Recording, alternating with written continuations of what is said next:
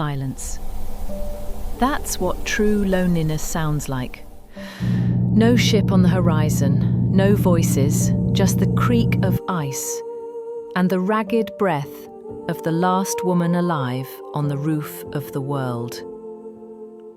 Her name was Ada Blackjack, and she was 8 months from rescue. Imagine this.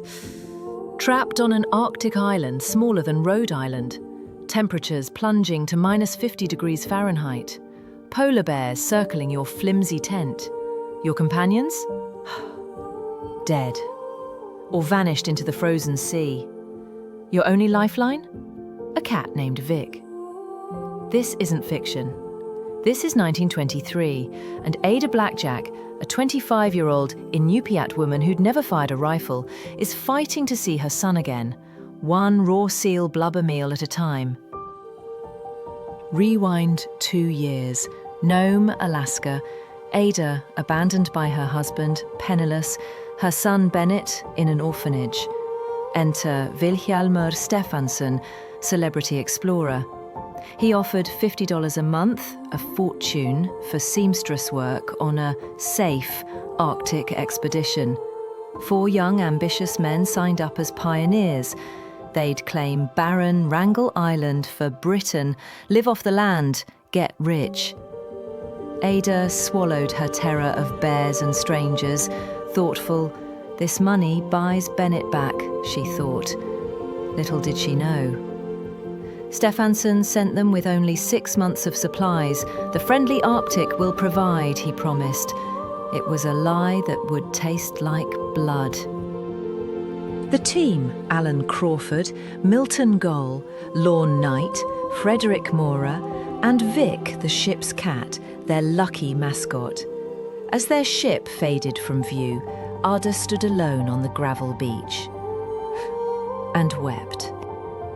But Ada's tears were just the beginning, because Stefansson's plan had a fatal flaw, one that would turn their pioneer dream into a frozen nightmare.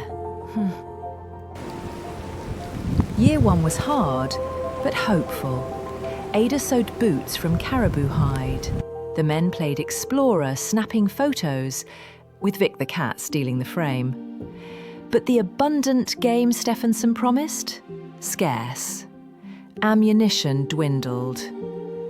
Then, summer 1922, the sea ice didn't break. No relief ship came. Politics, Russia claimed the island. Canada backed down. Stefansson scrambled for funds.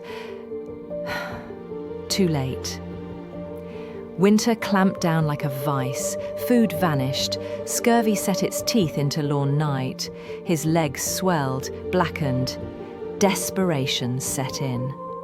On January 28, 1923, Crawford, Maurer and Gali made a choice.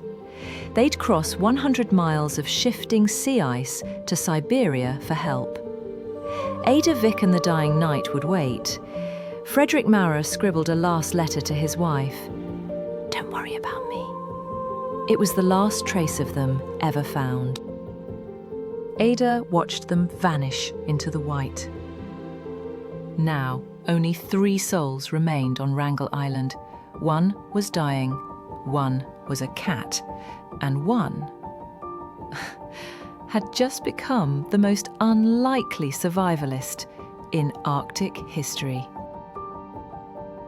Knight's condition was a horror show. Bed sores, rage, cruelty. He once tied Ada to a flagpole for refusing to mend boots. Yet she nursed him, fed him precious food, read to him. As his strength bled away, Ada faced her deepest fear: polar bears.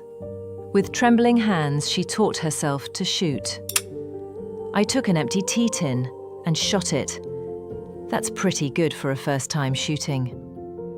She trapped foxes, ate raw bird eggs, fought off a walrus, with Vic as her tiny furry lieutenant. She built lookout towers from driftwood, made a stove from kerosene cans.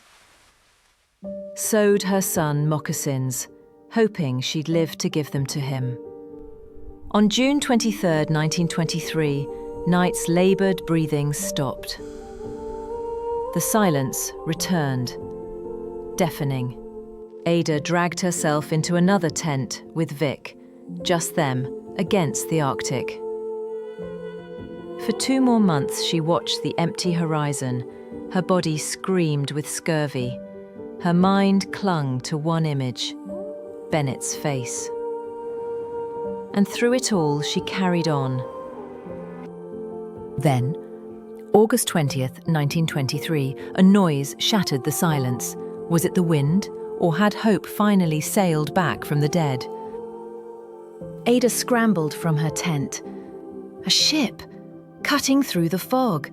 Her heart leaped. Crawford, Maura, Golle. But the face shouting from the deck was Harold Noyce, Stefansson's man. His first words crushed her.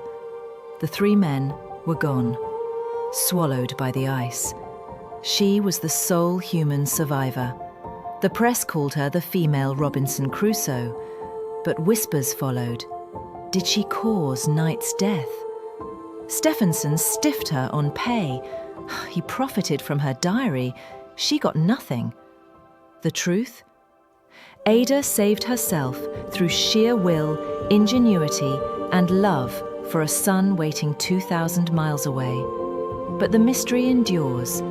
What really happened to Crawford, Maura, and Golle on that frozen sea?